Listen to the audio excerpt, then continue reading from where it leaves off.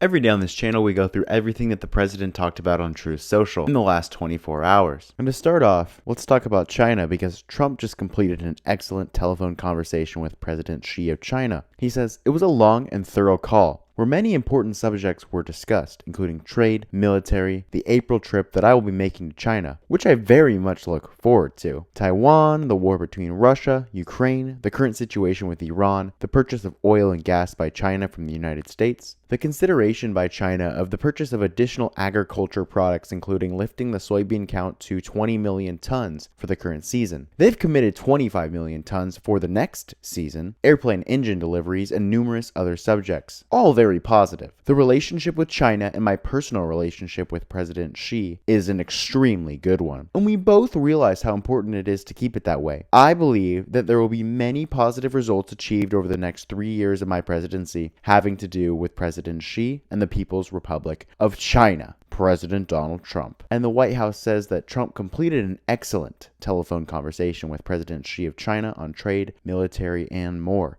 referring to what we just read. So Trump is trying to make peace with President Xi. And speaking of making peace, the White House says strength at every level. Thanks to President Trump, Minnesota is now complying. And this refers to this, which says Minnesota sees unprecedented county cooperation with ICE for custody of illegal aliens. And Trump reposted that. He also reposted this quote from Tom Homan that says, "We're not surrendering the president's mission on a mass deportation operation. If you are in this country illegally, if we find you, we will deport you." And the White House says that all U.S. cities are safer now with the Trump administration's law and order policies. And they post this video, so let's have a look. We allowed in our country, I say 25 million people with an open border policy for 4 years under Biden and that group, the AutoPen group, I call them. We allowed to come into our country people the likes of which no country would accept. And we're getting them out. Yeah. But we've gotten a lot of them out. So crime now in Minnesota, crime now in Minneapolis is down. Crime in all cities is down.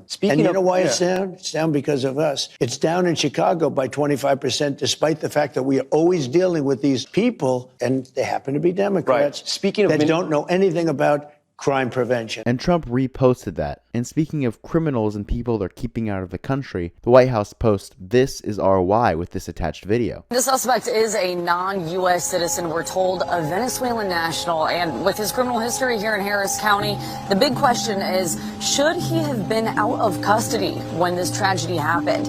Should he have even been in the U.S.?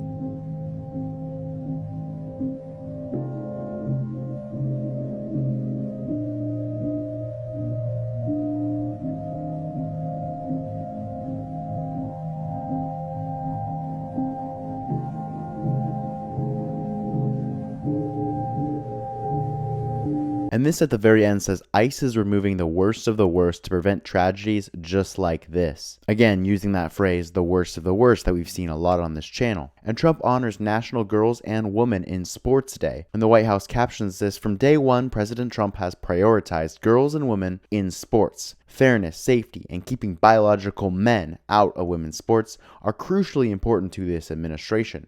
And Trump reposted that. And if you saw yesterday's video, you guys would know that the government was reopened by Trump. Today, the White House posts, "Into law, President Donald J. Trump signs a fiscally responsible package that slashes wasteful federal spending while supporting critical programs that keep our nation safe, secure, and prosperous. It's a big win for the American people." And this is referring to the Consolidated Appropriations Act we saw yesterday. Now we'll see what happens on February 13th when DHS funding expires and if we're going to have another government shutdown. And to finish off this very quick video, the White House posts that First Lady Melania Trump met with freed American Israeli hostage Keith Siegel. And this is an 8-minute interview. If you guys want to check it out in its entirety, I'll put it in the description. And so that was everything that Trump said today in the last 24 hours. Very quick video, short and sweet. We saw that he had a nice meeting with President Xi and that Minnesota might be cooperating, at least on a local level, with Immigration's Customs Enforcement. That's everything I have for you guys today. If you guys want to support this channel, consider subscribing, and I will see you guys tomorrow. I hope you have a wonderful rest of your day.